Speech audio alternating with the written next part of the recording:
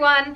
Right, today I'm going to talk about a topic which may divide opinion. I'm going to be talking about controlled crying.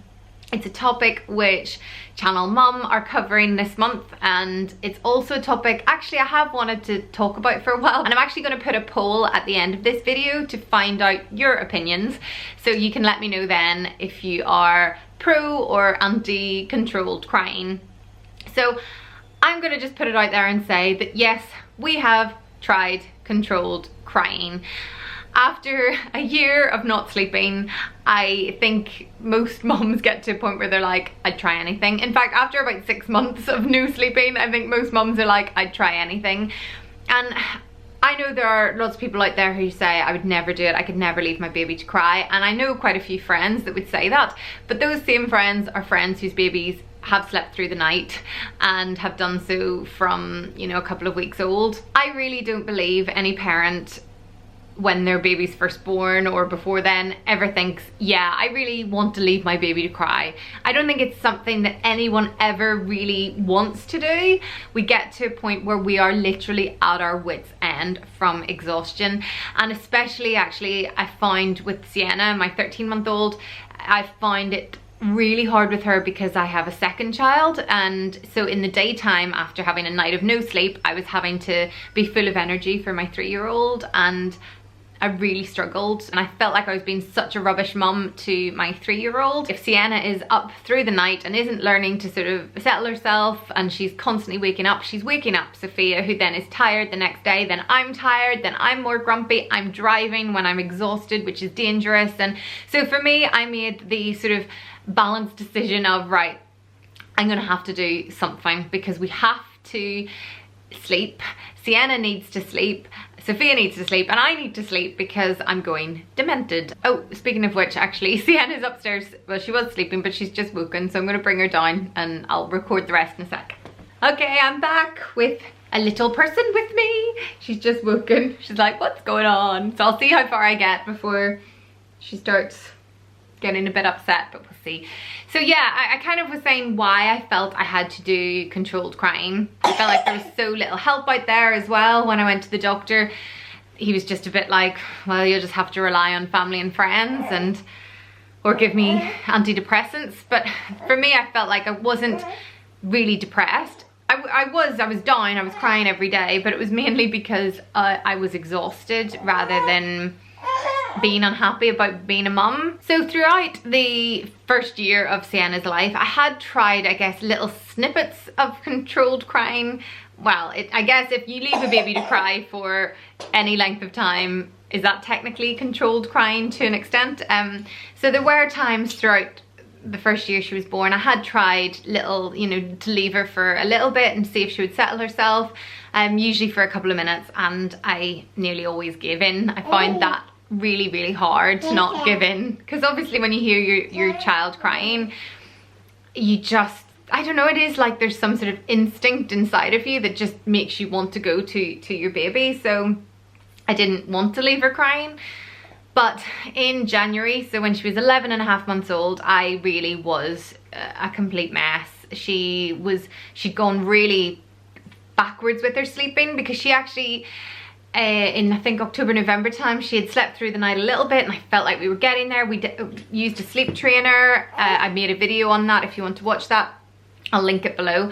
But yeah, and I had all these tips of how to get a baby to sleep, and I thought they were working, and then she got sick in December and January. So there's so many different things that happened with her that her sleeping had just gone completely out the window. And not only was she waking at night, but she was then staying awake for like an hour and a half every night, and that was such a killer. Yes, it was. Yes. Because yeah, I could cope if she was only up briefly once, and then I could put her down again. But when she was up for like an hour and a half, I literally was like, I can't deal with this. So I spoke to my mum, and who was like, we're gonna have to do something about this. So she came around, because I was like, I find it really hard to do controlled crying on my own. Because I know that I would give in. Andrew could do it better, more easily, although he still did find it hard at times. Of course, nobody likes hearing a baby cry. So I said to my mum, can you come around and help me?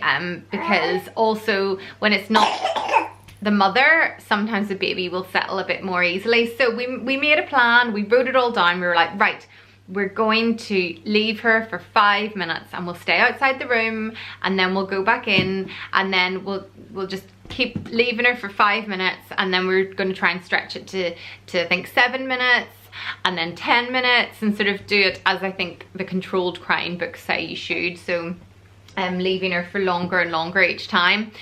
So anyway, we gave this a go for I think 4 nights. Mum came I think for the first couple, and then third and fourth I tried to do I think on my own.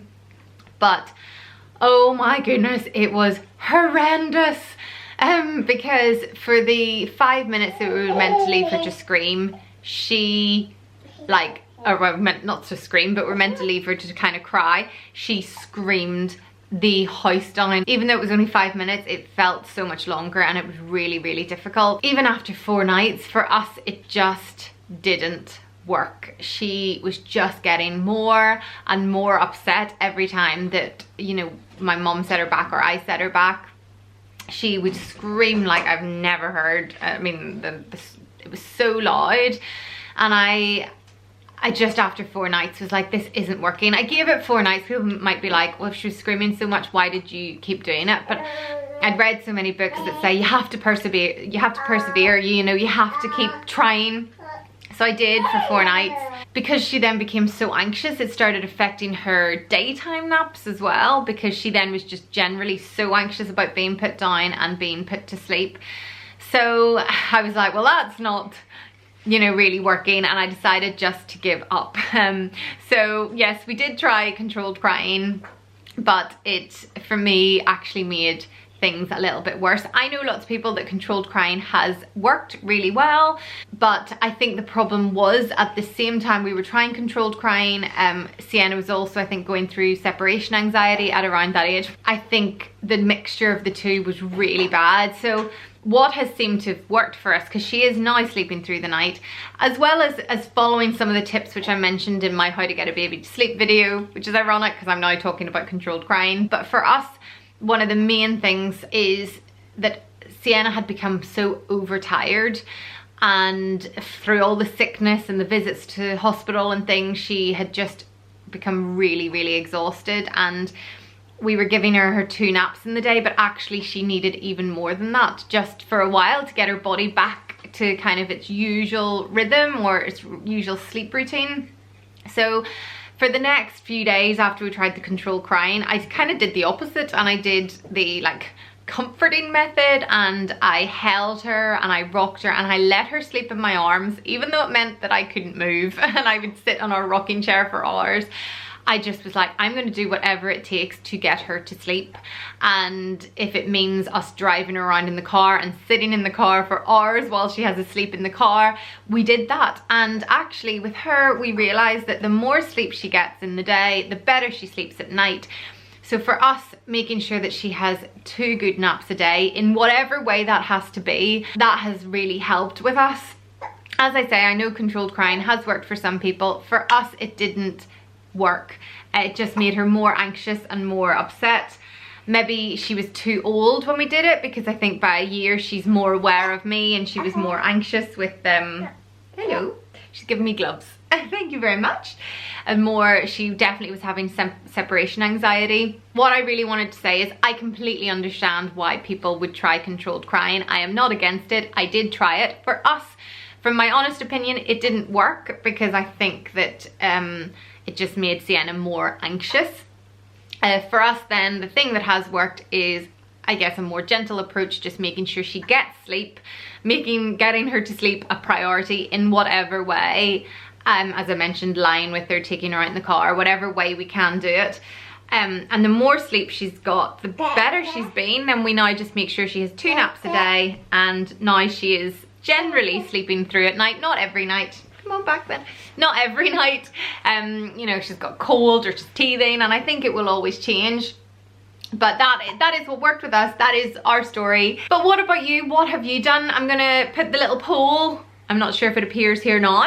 It should, hopefully it will appear here. So let me know what you think, or leave any comments below, or do the poll and leave comments below. Thank you for watching. If you want more vids, as always, please subscribe, like the video if you like it, and I will be back soon, as will this one. I've got to do her year update soon, even though she's now nearly 14 months. I'm so rubbish. But yeah, we'll be back very soon. Want to say bye?